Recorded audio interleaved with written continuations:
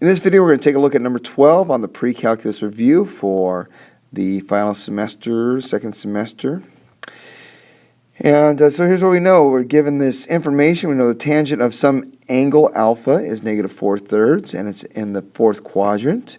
We know some angle beta is in the quadrant 2, and the cosine is negative 5/13.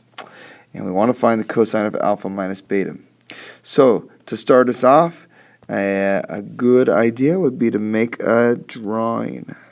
Drawings will be tremendously helpful in these kind of problems. So we know, once again, we've got two angles. We don't actually need to find the angles, so keep that in mind. We're not trying to figure out what the angles are. So we don't want to go to our calculator or anything like that. So let's start off with alpha, which is in the fourth quadrant. And tangent is opposite over adjacent. So we're going 4, 3 in our x and y direction, opposite over adjacent, or specifically we're going the y over x. So this is our y over x. Okay. This is going to be cosine, which is going to be our x over our radius. Okay.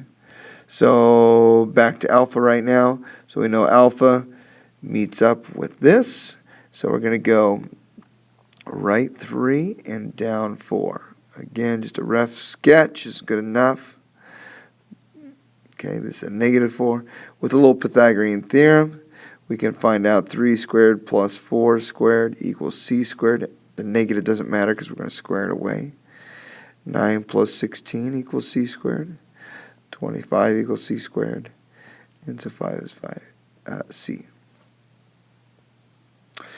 Alright, and so that is for alpha.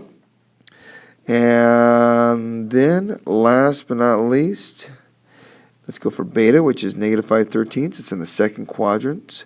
So 5 is our x, 13 is our radius. Okay, and so we're going to go x is 5, and our radius is 13. Not a perfect drawing, but it'll do for a model.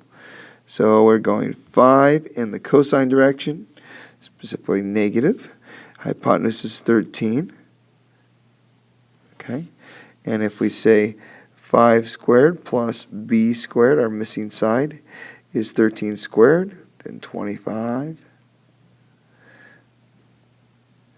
And so b squared equals 144. And so b is 12. Okay. And that's going to be positive. All right, so we have our opposite, adjacent, and hypotenuse for both triangles. So now we can find any ratio we want for alpha or beta. Okay. So let's go back to what we've been asked for. We've been asked for cosine of alpha minus beta, and this is cosine of the first, cosine of the second. Going to be opposite signs. Since this is minus here, this will be plus. We're going to have sine of alpha and sine of beta. And so now it's just a matter of plugging things in. Cosine of alpha, well, cosine is adjacent over hypotenuse, so that's 3 over 5. Cosine of beta, well, cosine is adjacent over hypotenuse, is negative 5 over 13, which we were told. So we know that's negative 5. Oh, let's keep it as multiplication. Negative 5 over 13. And then we have the sine of alpha. Sine is opposite over hypotenuse, that's negative 4 over 5. So we have negative 4 over 5 times the sine of beta. Sine of beta is going to be 12 over 13. So we have 12 over 13, which gives us negative 15 over 65 and negative 48 over 65.